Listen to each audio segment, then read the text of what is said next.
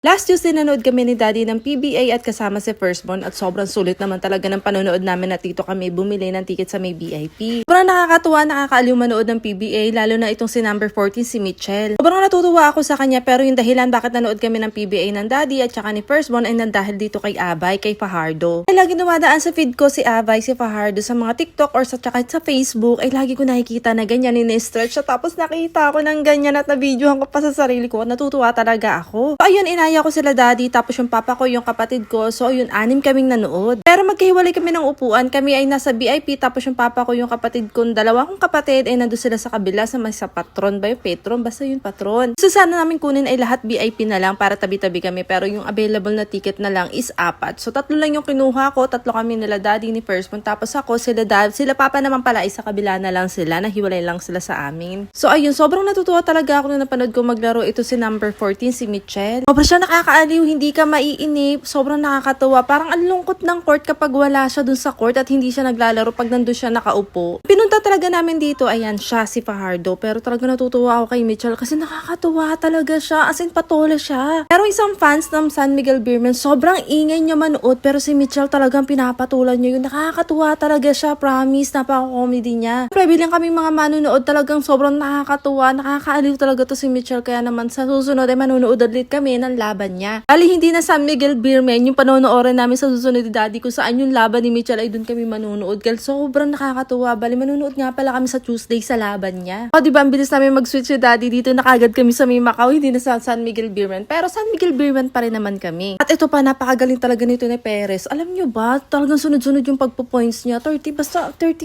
points siya kagad. Basta ang galing niya. Tapos ayan, yung mga player nagmamano dyan. Pero hindi ko alam, hindi ko kilala kasi kung sino yung minamanuhan nila. Pero halos lahat ng mga player pumupunta dyan at nagmamano doon sa may bandang harapan namin. Ayun lang, nakakatuwa lang. Pero ano ba, ang dami kong senaryo na nangyari sa akin bago pa ako makarating dito kasama si Firstborn. Binakred ko nga pala si Firstborn sa Big Bike. Kasi Daddy ay maagang pumunta dito para makabili ng ticket. Pero grabe, akala ko talaga ano na mangyayari sa akin at akala ko hindi na matutuloy yung pagpunta namin kasi wala akong dalang lisensya. Sabi nung na-checkpoint ako kasi dumaan ako. Bakit kasi ako dumaan dun? Basta may nag-checkpoint tapos pinara ko. Tapos ayun nga, doon ko nalaman na wala pala akong lisensya. Diba? Ang sad. Hindi ko alam kung anong nararamdaman ni Firstborn yung time na hinarang kami. Tapos parang delayed na kami doon sa sa pupuntahan namin. Pero sobrang bait ng mga pulis. Pinaalis pa rin kami kahit wala ko lisensya. Kahit yung sa portal na lang. So ayun, nakahabol naman ako doon sa first game. Second quarter na yung nahabol namin. Tapos eto talaga yung pinunta ko sa San Miguel Beerman. At ayun nga, second game sila. Napanood ko ng buo yung laro nila. Tapos eto talaga si Mitchell. Sobrang aliw na aliw talaga ako dito kay Mitchell. At sa sinabi ko kanina, maaaliw kayo na panoorin siya. Promise. Talagang nakakatuwa siyang panoorin. Maaaliw ako. Dati kay Fajardo lang ako nakatingin kung paano siya maglaro. Tapos kay Perez. Tapos ngayon kay Mitchell na talaga. Kapag wala talaga siya, hinahanap ko talaga siya. Kasi ang lungkot. Sa akin nalulungkotan ako kasi wala yung pagiging makulit niya. Masyado siyang ma-expression. Basta ang dami niyang reaction. Minsan na-foul siya. Tapos alam niyo ba, na nag-feature talaga nagre-reklamo siya, sabi niya how dami niyang ganun. Tapos alam niyo ba yung nag-feature tapos hindi na shoot, sabi niya balls don't lie, sabi niya ganun. Tawa talaga kami lahat, as in talaga yung ganung reaction niya. Kaya nakakatuwa talaga to si Mitchell. Kaya tapos nung natuwa ako sa kanya, ni-scroll ko siya sa TikTok. Ay grabe, sobrang nakakatuwa. Siya din pala yung PBA na nakabagsak ng ring.